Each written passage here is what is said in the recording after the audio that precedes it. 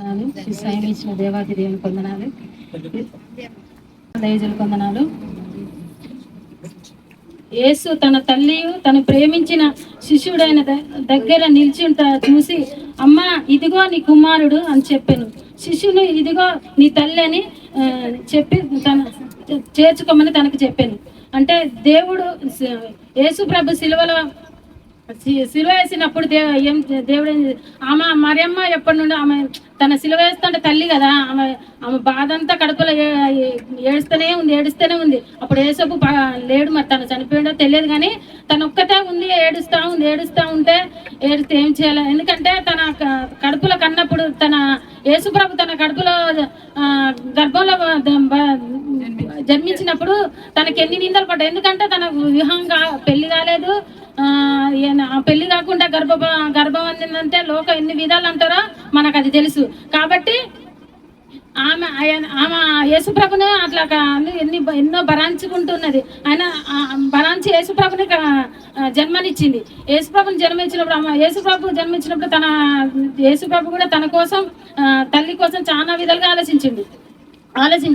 అదేవిధంగా యేసుప్రభు తనకు నచ్చిన శిశువుని దగ్గర పిలిచి, ఇగో నీ తల్లి అని చెప్పినప్పుడు ఎందుకు చెప్పినట్టు యేసుప్రభు తన తల్లి అని యేసుప్రభుకు తెలుసు. తల్లి ఎట్లా భరించిందో, తన బాధ తనని ఏ విధంగా కన్నదో, తనని ఏ విధంగా నిందలు తన భరించిందో, ఎన్ని బాధలు పడ్డదో యేసుప్రభు దగ్గరుండి చూసిండు కాబట్టి తల్లి బాధ అంతా తెలుసు. కాబట్టి దేవుడు ఏం చేశాడు?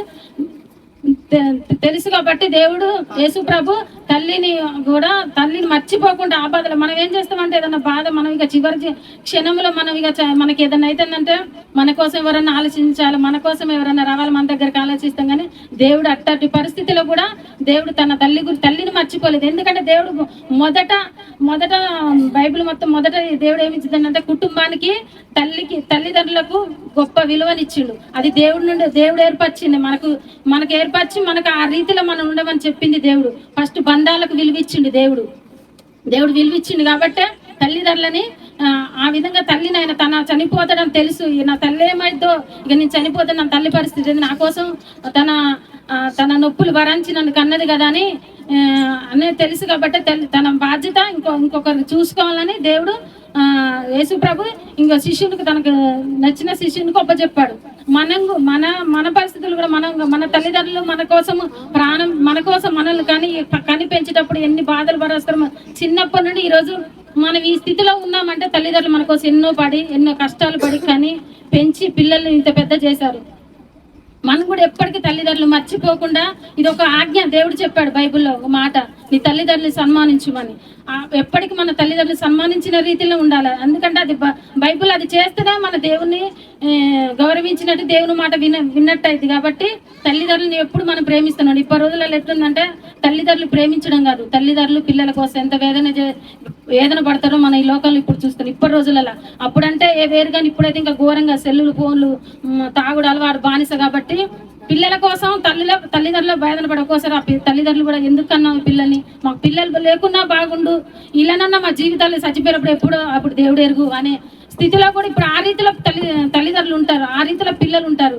ఎప్పటికీ మనము ఆ విధంగా లోకస్తులు పిల్లలు అలా ఉంటారు. కానీ మనమైతే దేవుడు తెలుసు కాబట్టి మనకు దేవుడు నేర్పిన మాటలు ఉన్నాయి. కాబట్టి ఆ మాటలను మనం నేర్చుకొని తల్లిదండ్రులకు లోబడాలా, తల్లిదండ్రుని సన్మానించాలా, తల్లిదండ్రులను ప్రేమించాలా. అప్పుడే మనం దేవుని సంతోషపరిచిన వాళ్ళం అవుతాము. ఆ విధంగా మనం ఉండాలి. అట్లనే మత్తయి సువార్త 15వ అధ్యాయము 4-5 నీ తల్లిదండ్రులను గణపరచుము, నీ తల్లినైనా నీ తండ్రినైనా దూషించేవాడు తప్పక మరణం పొందవలెనని దేవుడు చెప్తాడు. అంటే మన తల్లిదండ్రులను ఎప్పుడు ప్రేమిస్తే ఎప్పుడు వాళ్ళని గౌరవించాలి, సన్మానించాలి. ఎప్పుడు మనం ఒకవేళ ప్రేమించకపోయినా, మనం గౌరవించకపోయినా మనకు కూడా అలాంటి పరిస్థితి వస్తుంది. ఎప్పటికీ మన తల్లిదండ్రులని దేవుణ్ణి ఒక రీతిలో చూస్తామో, దేవుణ్ణి ఎలా చూస్తామో దేవుడు చెప్పిన మాటను బట్టి కూడా మన తల్లిదండ్రులని మనం ప్రేమిస్తూనే ఉండాలి. ఇప్పుడు తల్లిదండ్రులను ప్రేమించకుంటే ఏం చేస్తారంటే, నేనైతే అనుకుంటాను ఎక్కువ ఉద్యోగస్తులే ఇలా చేస్తారని. ఏం చేస్తారంటే అనాథాశ్రయాల పిల్లలు వాళ్ళ తల్లిదండ్రులని అనాథాశ్రయాలు ఎత్తారు. వాళ్ళని ఎవరు చూసుకుంటారో అర్థం కావట్లేదు.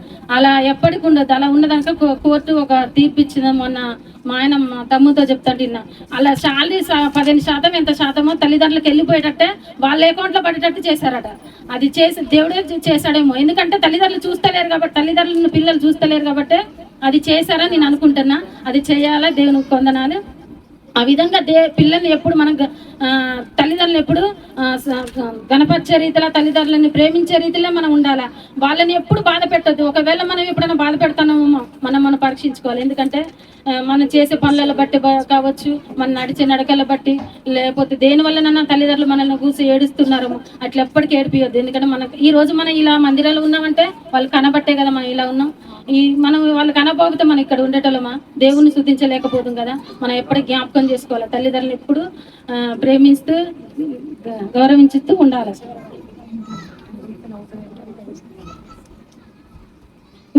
నీ తల్లి సామెతలు 23:25.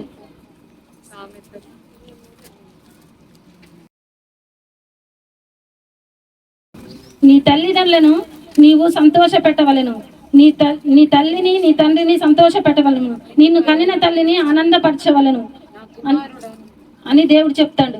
అంటే మనం ఎప్పుడు తల్లిదండ్రులని సంతోషపరచాలా. ఎప్పుడు తల్లిదండ్రులు ఒక పక్క మనం ఎక్కడున్నా కానీ మన అత్తమామ అయినా సరే, మన తల్లిదండ్రులు అయినా సరే, వాళ్ళని సమానంగా చూసుకోవాలి. సరే, వాళ్ళు మనం ఇప్పుడు చెప్పేటప్పుడు మంచిగా, నేనైనా మంచిగా చెప్తే ఇక్కడ, కానీ నేను కూడా అలానే ఉండాలి. ఎందుకంటే దేవుడు చెప్పిండు కాబట్టి మనం చేయాలి. ఆ ప్రేమ మనకు రావాలంటే దేవుని మనం అడుక్కోవాలి. ప్రభు, మా తల్లిదండ్రులు మేము ఇలా చూడాలి, మా అత్తమాను మేము ఇలా చూడాలి, మా మనసు అయితే అలాంటి లేదు కానీ ప్రభు, అలాంటి మనసు మాకు దయచేయి ప్రభు. ప్రేమించే మనసు, నువ్వు అందరినీ ప్రేమించేవన్నా కదా ప్రభు. మేము కూడా ఇతరులు మా తల్లిదండ్రులు, మా అత్తమాలైనా ఎవరినైనా సమానంగా ప్రేమించే మనసు నువ్వైతే నీయగలుగుతావు ప్రభు అని దేవుడిని అడుక్కుంటే దేవుడు ఇస్తాడు.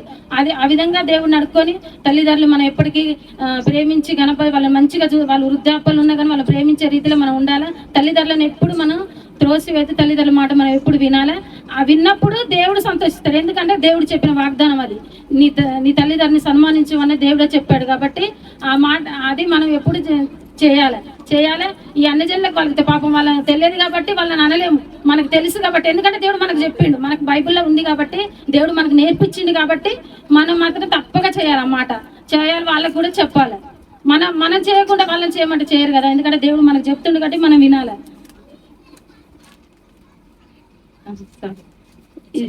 చిన్న వాక్యం దేవుడు